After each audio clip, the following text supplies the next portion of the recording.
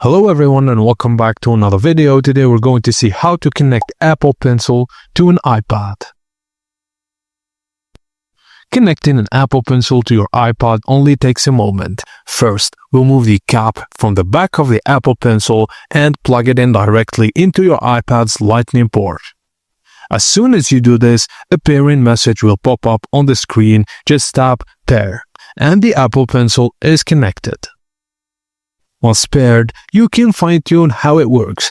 Just open Settings, scroll down, and then tap Apple Pencil, and here you'll see the battery level and a few useful options. If you want to scroll and tap with your fingers but only draw or write with the pencil, turn on Only Draw with Apple Pencil. To turn on handwriting into type text automatically, enable Scribble. You can Try Scribble to practice and see how it works. You'll also find corner swipe gestures. These let you swipe with the left or right corner with the pencil to take a screenshot or open a quick note. You can turn each gesture on or off depending on what you prefer. And that's it. Once paired, your Apple Pencil reconnects automatically whenever you use it.